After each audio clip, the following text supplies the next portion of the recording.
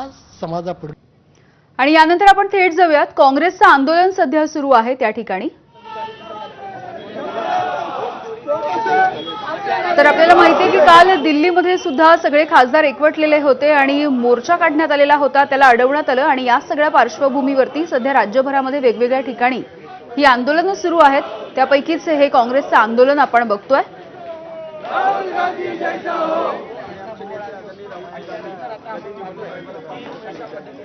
तर कथित मतचोरीच्या विरोधामध्ये हे आंदोलन सध्या केलं जात आहे आणि वोट चोरी चालणार नाही अशा पद्धतीचा आशय असणारे बॅनर घेऊन या ठिकाणी काँग्रेसचे कार्यकर्ते सध्या एकवटलेले आपण पाहतो आहोत।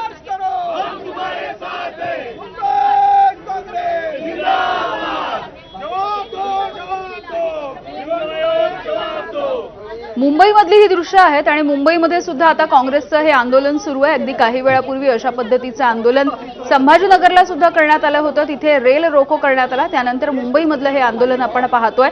अशाच पद्धतीची आंदोलनं आज कोल्हापूर आणि रत्नागिरीमध्ये सुद्धा पार पडली आहेत। काँग्रेसचे आणि खास करून युवक काँग्रेसचे कार्यकर्ते आक्रमक झालेले आहेत। राहुल गांधी यांच्या विरोधामध्ये झालेली कारवाईच्या निषेधार्थ आणि कथित मतचोरीचा मुद्दा घेऊन सध्या काँग्रेसचे कार्यकर्ते हे आक्रमक झालेले आपण पाहतो आहोत।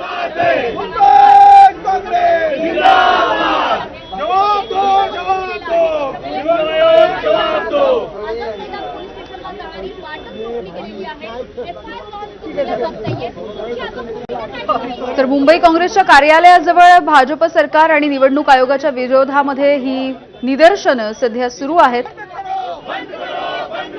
मतांच्या चोरीच्या आरोपाच्या नंतर राहुल गांधी यांच्या नेतृत्वामध्ये दिल्लीमध्ये आंदोलन करण्यात आलेलं होतं, मात्र निवडणूक आयोगावरती जाणाऱ्या खासदारांचा मोर्चा अडवण्यात आलेला होता आणि याच विरोधामध्ये आता काँग्रेसचे कार्यकर्ते हे चांगलेच आक्रमक झालेले दिसत आहेत। मुंबईमधल्या आंदोलनाची ही दृश्य आपण बघतोय।